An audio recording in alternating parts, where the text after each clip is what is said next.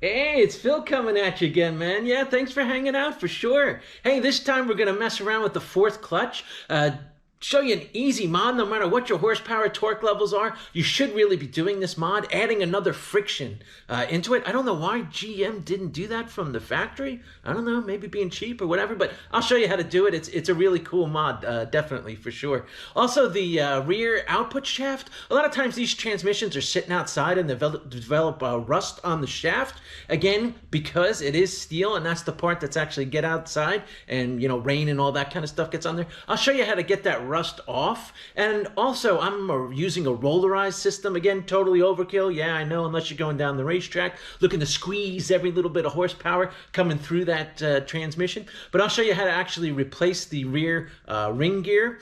Maybe you want to do that, maybe you don't. But again, could be a good option for you. I'll show you how to do that. Also, the rear Planetary. Man, the way GM did these, they're super loose. When you go to check yours, and I'll show you how to check yours, I'm going to bet that yours is going to be too loose also, and I'll show you how to fix it. Again, it's not really a common fix. A lot of people just replace the whole rear planet, but again, these things are getting hard to find, and good luck finding rear planets. They exist, but they get a little bit expensive. I'll show you how to fix it and how to modify it and make sure that it's going to hold up good for a lot longer. So again, look over my shoulder, man. Yeah. We'll have a good time for sure. Hey, like, subscribe, and throw me a comment or two, huh? All right. Let's go ahead and work on our fourth clutch piston, our overdrive piston. What we want to do is add another clutch onto here. So we have to make this thinner because this piston pushes up on the clutches to squeeze them, right? Pushes up. So what we want to do is fit one more in there. So we have to make this part actually thinner. So we need to machine some of this surface off of here. And if we take our handy caliper and we measure the surface as it exists right now, it's about 1714. What we want to do is machine it down to 1630. So we want to take about 0.08 off of it. Right, just so that we can fit another one in. So let's go ahead and line this up to 1630. The amount we want to remove, you can see is there. So what we want to do is take our Sharpie, and just mark that distance. And then we can remove that distance from our fourth clutch.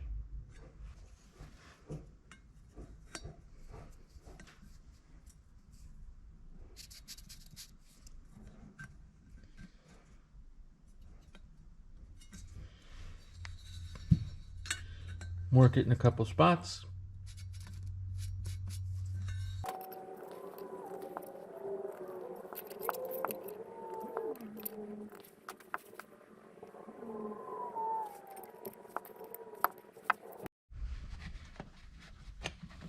As you can see, the area we have to remove is quite small, quite thin. So we can do this by hand. Obviously, if you have a lathe, that would be much better, but we don't have one, in which case we'll do it by hand. I'll show you an easy way to do that. There's many ways to go about removing the material. I like to use a granite surface block. Just a nice flat surface. Again, you could use a cement floor in your garage, for example, or whatever, just a nice flat surface. I put a piece of sandpaper on there. I'm just using a 36 grit. And what I like to do is just take my part. Again, if you go side to side like this, you're putting uneven pressure onto the disc. Right, so you could go in a circle, but again, you're also putting pressure here and here, right? That's where your hand is. So the easiest thing to do is go in a figure 8, right? So in this direction, just like make a figure 8. Takes some getting used to, of course, but that puts equal pressure onto the disc, or somewhat equal pressure onto the disc, and it'll give you a much flatter surface. And you can keep going at it. You can see I've been going at it for a while, of course. And once you get your surface to where you want it to be, you can stop. And let's see where we came in. I'll just go ahead and zero my mic here. And you can see we came in at a little bit less than where we want it to be, but that's okay. As long as you're less and you're not more, of course. So we're flat to within maybe 1,000th, give or take. Plus or minus.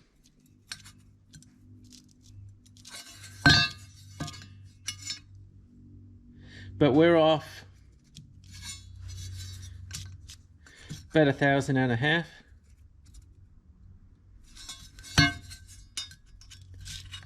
As you can see, we want it to be at 63, but we're coming in right around 61.5. So close enough. And again, we'll be able to put that extra clutch into there. A couple things to note. Here's our normal clutch stack for our fourth clutch, or overdrive clutch as we will. Right, normally we have the piston on the bottom. Of course, that's what's going to apply, right? It's going to push up and apply these clutches and steels. What we have is a steel on top of it, then a clutch, then a steel, and then another steel, and then a clutch, and then of course our backing plate. So the big advantage to chopping this down is to add another clutch.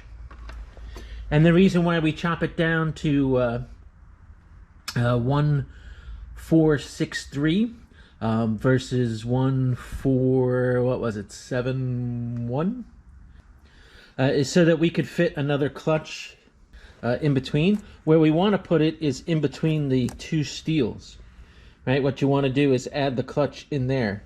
So now instead of having a steel on top of a steel, we'll have a friction plate or a clutch in there. And of course, the reason why we added or chopped out the amount that we did is because of the thickness of a single clutch. If you look at the thickness of a clutch on our micrometer, you can see that it's about 80. So that's why we chopped off the thickness that we did. And this is a good modification to do regardless of how much horsepower you're putting through it. An extra clutch is only going to help things. It's not going to hurt things.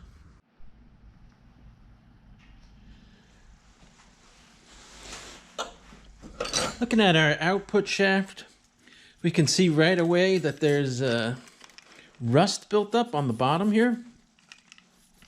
I think that's because, again, it was sitting outside by the shed. So we don't want to install it with all that rust. So what are we going to do? Well, we'll disassemble it, of course, and then we'll go ahead, put it inside a little jar like this one right here. And what are we going to put inside of that? Our good friend Evaporust. So this stuff works wonders pretty much. I bought it, I think, a gallon for like $20 or so. But what we'll do is we'll soak it in there overnight, and that should make that rust disappear for us. Just go ahead and rub it with our brush, just a soft metal brush. Get some of that loose rust off anyway.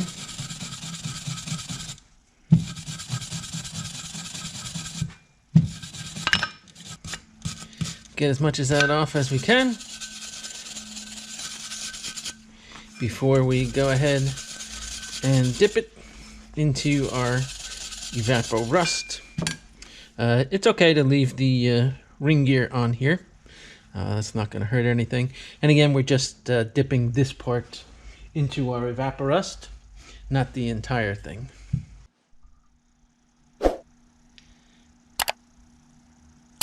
And of course, there she is, mounted.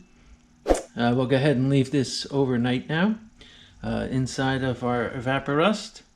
And you can see just the bottom portion that was rusty is where we have it soaking in the evaporust. Just put a clamp here to hold it out. And again, it's okay to leave the ring gear attached. There's no reason really to pull it off. And we'll see. Hopefully that'll get rid of all the rust for us and make us rust-free by morning. Next up, I'm going to replace my rear carrier gear here. I'm going to replace it, again, part of my rollerized kit. So there's a roller bearing that fits right here. Again, friction reducing. But to get this gear onto my output shaft, I'm going to have to press it off. So we'll bring it over to the press and we'll do that. Again, is this necessary for most builds? No, it's just a rollerized system. So again, it reduces friction. And I just moved it over to our press. Nothing fancy at all, just a 12-ton actually, a very small Harbor Freight press. And I'm just gonna go ahead, press that shaft out.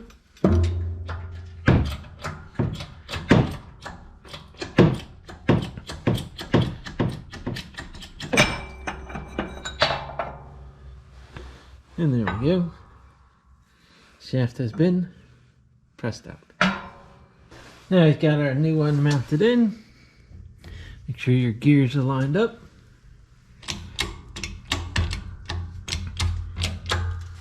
Let's go ahead and press our new one in.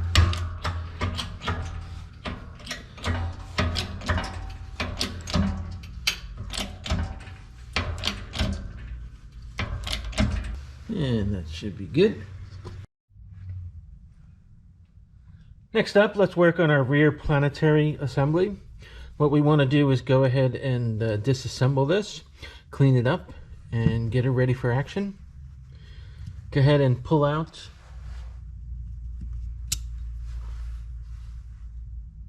your low clutch race. Make sure that it's in good condition. This one's fine. Next, you want to take out your low clutch roller assembly, and again give it a good inspection. It's also called a sprag. We're going to go ahead and replace this anyway. It's a cheap part. Highly recommend you replace yours as well.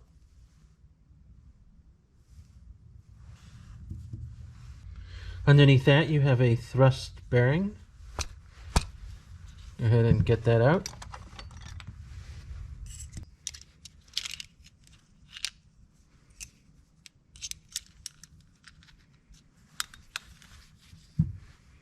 Notice that was installed with the black face down. Then what you want to do is inspect all your pinion gears. There is movement here to here. We want to go ahead and inspect that movement, make sure it's not out of spec. I'll show you how to do that. Let's go ahead and inspect our pinion gear end play. You want it to be between 3 and 24. Others say between 3 and 27. So tighter is always better. So I'll go ahead and make sure that mine are no more than 24. So I'm just taking a number 24. And again, you want to make sure that you're not able to fit it in between the spaces. This one does fit. That's about 24 on its own. This one, no chance. This one does fit. And that one barely, so. Since the gap in here is too wide, we have too much play. What happens is these washers wear away. And when they wear away, of course, the gap increases. And then what happens is it's going to get worse over time, and eventually you're going to get total failure, be it the pin that's inside there or the needle bearings or even the pinion gear itself. So it's much safer just to go ahead and replace them. The trouble with this is that these pins right here are staked in, so it's a little challenging. We have to push them out, and then we have two choices. Either we can stake them back in after we replace the washers, or we can tack weld them back in. I'll show you how to do both ways. Again, first we'll stake, and then we'll weld the ones that we've already staked in, and that'll be the best of both worlds. All right, let's step over to the press. And what we're going to do is push out the pins that are right here. All I'm using to do that is going to be our little screw.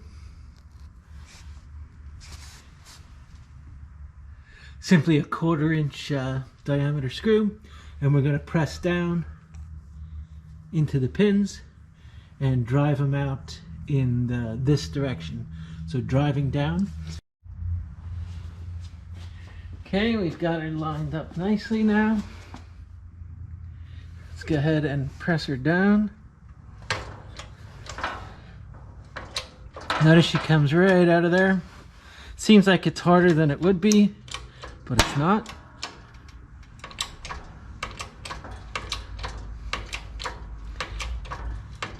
Go ahead, push your pin down. Now once we get to a certain point, we're going to need a longer screw.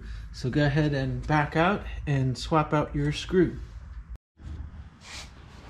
I'm just going to swap out for this 2-inch screw. Again, get her in there. And again, push her down, make sure she's lined up nice.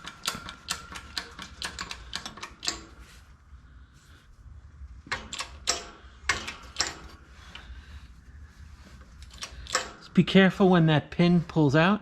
You don't want all your needle bearings to fall on the floor, so be careful.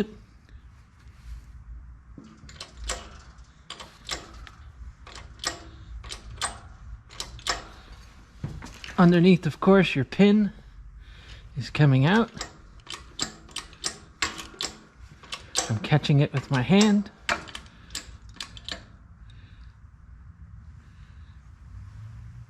And here it is. So again, all we did was press out the pin, and then we'll go ahead and I'll show you how to rebuild it. We'll get our pin pressed out. This is the side that was underneath, recall. This is the side that was on top. We probably will be able to stake it over again. I'll show you how to do that, but in the worst case, you can always weld it back in. Be careful again. Your pins will fall out, the needle bearings will fall out, so be very careful and try and prevent that from happening. Once you do get it over to your workbench, however, hopefully you'll have them all there. Remove the screw that you put in there.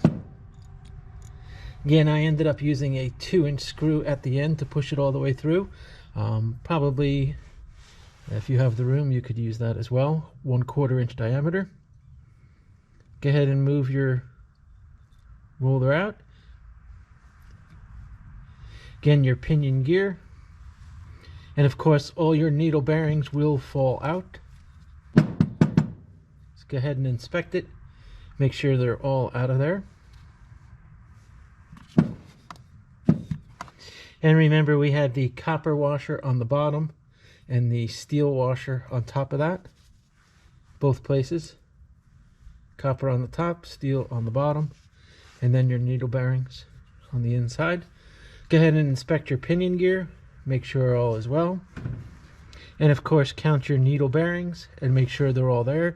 2, 4, 6, 8, 10, 12, 14, 16, 18. There are 19 needle bearings, so we are good. Once you get her apart and you verified you had 19 needle bearings, what you want to do is take a look at the pin. You can see on this pin, One side is nice and clean. I don't know if you can see that on camera. Right, this is the side that was already staked. Right, this was the bottom. We pushed the pin out in this direction. So here's where the damage to the pin is from us pushing it over here. So what we want to do is take it to the wheel and go ahead and smooth out this surface right here. Again, when we put it back in, we don't want to damage our carrier. So we'll go ahead, take that to the wheel, and we'll get rid of this rough edge that we've created by pushing it through with our press. Go ahead and take it over to our grinding wheel. Again, I'm just going to hit the end of it where we were. I'm simply using these spark plug wire pliers only because they got the nice rubber end on it. And again, I'm going to be careful and just hit this surface with it. Again, very lightly.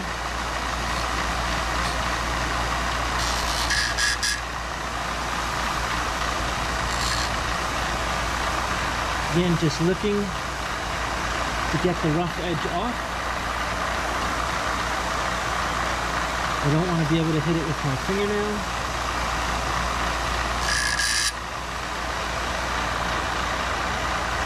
That looks good. Now remember, we're going to replace these washers because our gap, of course, was too large, and that's what the purpose is. We're going to go ahead and replace them with these special brass and steel ones. They also sell copper and steel ones. It's not really going to make a difference which ones you're using. In this example, I'm using part number K75905. Found these on eBay. Again, it's just a kit of washers, and we'll go ahead and swap them in. Easiest way to rebuild these is to use your trans gel. Go ahead and take your pin. Again, find the side. This is the side that we're going to push through. Right, so this is the side we want. What you want to do is apply plenty of lube onto your pin.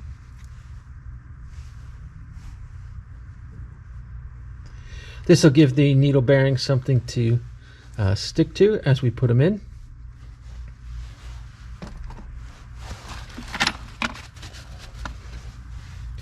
And what you want to do is take your needle bearings, apply a bunch of them here.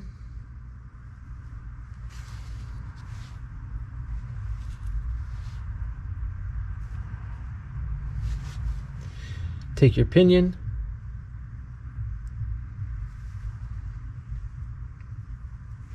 and now insert your needle bearings into there, one at a time, going all the way through. It's also a good idea to take one of your steel washers, put it on the bottom. It's a nice base for you, just to hold on to.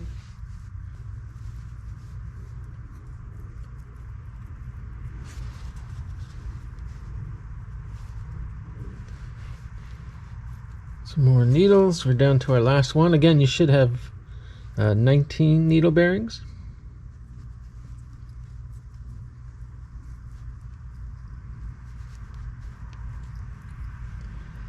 There we go. We're in good. Squeeze it down.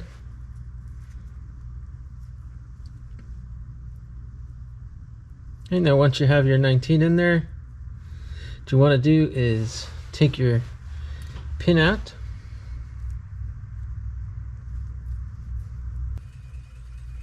Go ahead and push our pin through.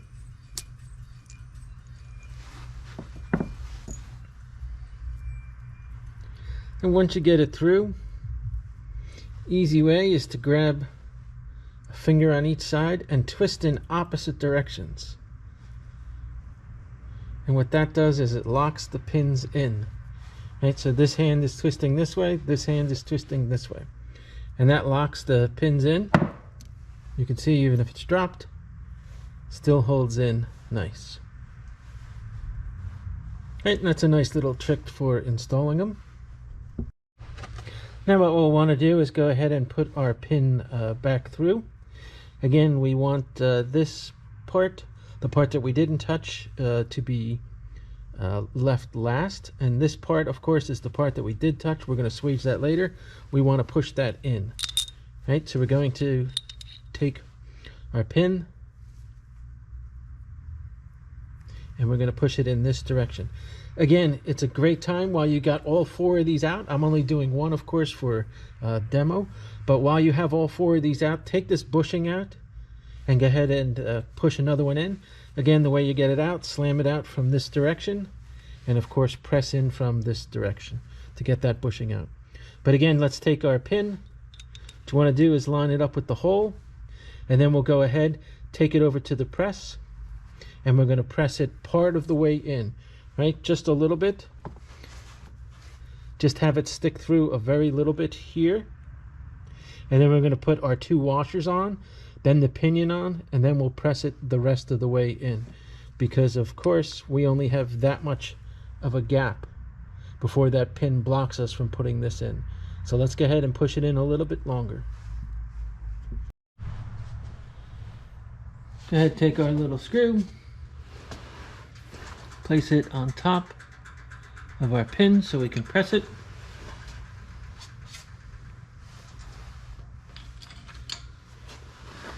Go ahead, lower our shaft down. Go ahead and press that pin into the housing. And once you get it part of the way, you can go ahead and stop. And now we'll mount our washer and our pinion gear. Take our washers,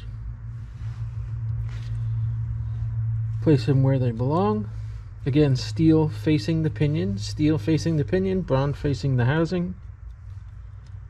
Insert them onto there.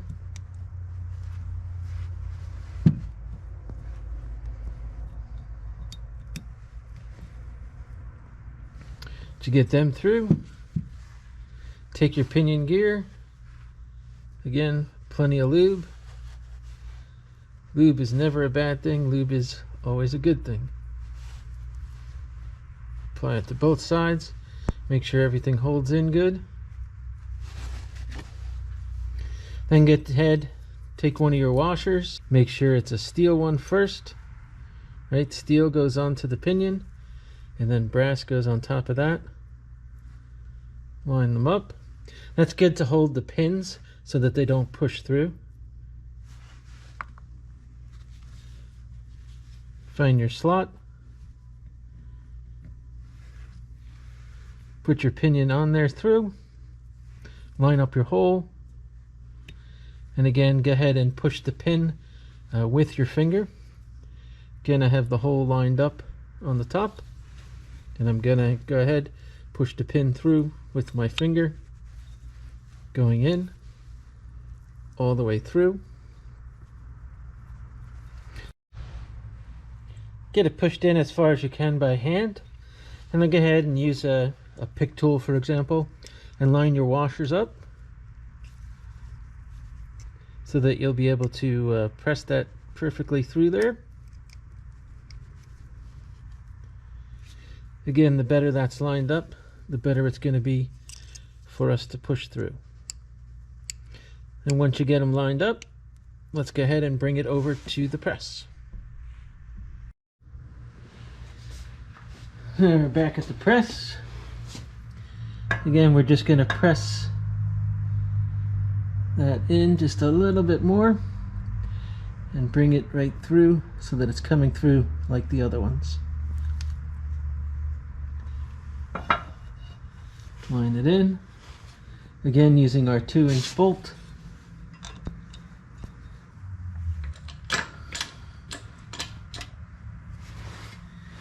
We're just pushing it in, going until she doesn't press anymore. Now there's a lot of different ways to get this pin to stay in there. Again, you can see from the factory it was staked in. In other words, it was hit with a chisel-like device, I guess you can say, here and here on the edges. So we're going to do the same thing. But again, we were pushing in from the other direction, and this is where we initially pushed out. So we'll start on the other side. we'll go ahead and hit it on this. Be careful, don't hit this part right here. Again, there's parts that sit right here, right? Your roller clutch sits right there. So you don't want to hit the surface, you just want to hit the pin itself, where we're going to go ahead and stake it. So again, let's line up, find our best spot. I'm just using a 1/4 inch chisel, and of course my small sledge, 3 pound I believe it is. And I'm just going to hit it right on the edge. Again, just staking it in without hitting my bushing or my low roller clutch riding surface. Again, just trying to flatten it to get it to stay. And I'll go ahead and hit it in a couple different spots.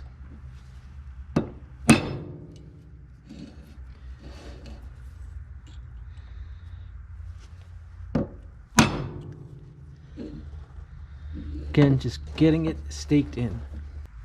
Here you can see we have it staked in nice. Now to do the other side, if we go ahead and push it through, we have to be careful. We have to put something underneath, otherwise the pin's going to come right back out where it came from. It's nice to use just a small screw, small bolt, and line it up onto there.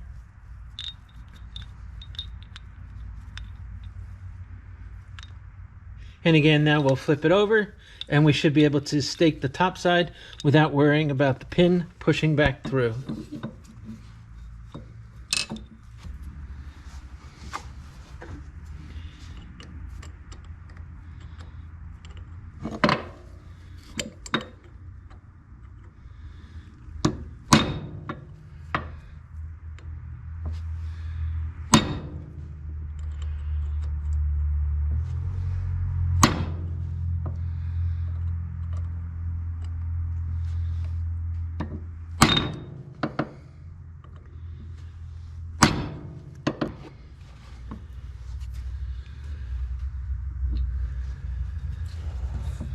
And once you get her done, she should be good to go.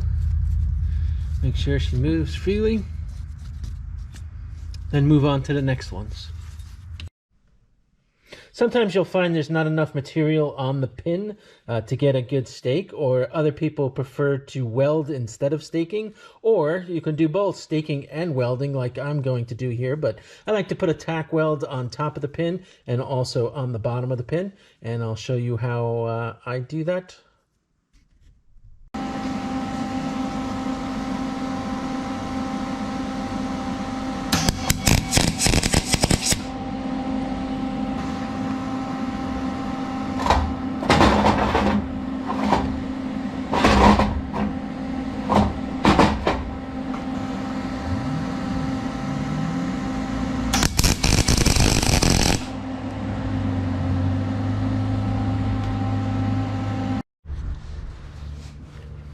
Once you get the top side, go ahead and hit the bottom side.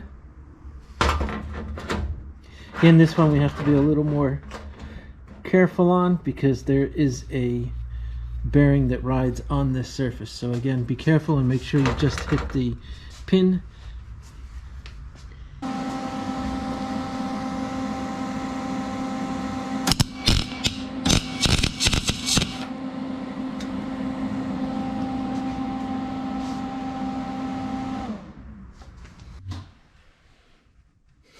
Here's another one, by the way, that's been repaired, and you can see how nice those welds are. Again, stake and weld, or if you're a good welder, just welding is just fine. Again, the only negative towards welding, it's not exactly going to be easy to replace again if you should ever have to, but I don't think you'll ever have to if you do it right.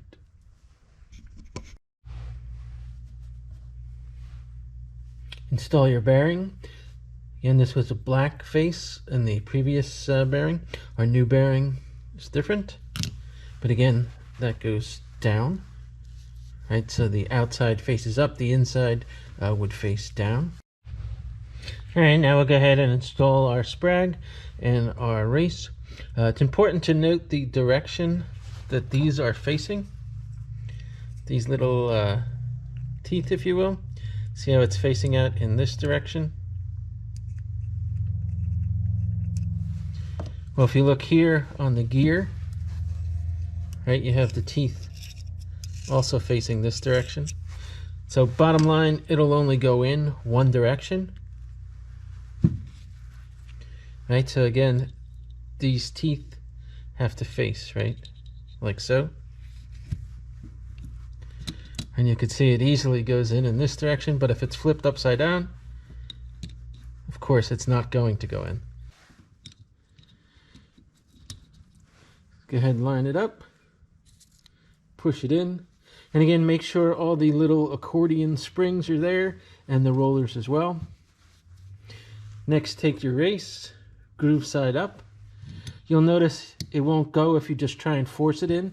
The easiest way is to rotate it counterclockwise, right, this direction, and push down at the same time. And you'll see it'll go right in.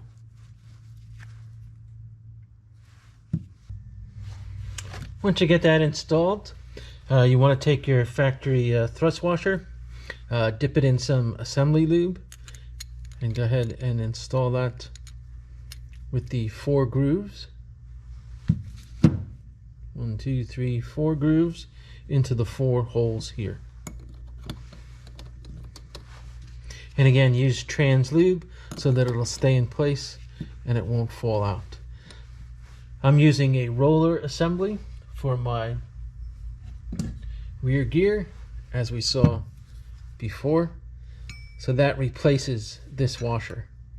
So again, the roller assembly replaces the washer, so I'm not going to use the washer. But if you're not using that roller assembly, and you're probably not, then go ahead and install this washer onto there.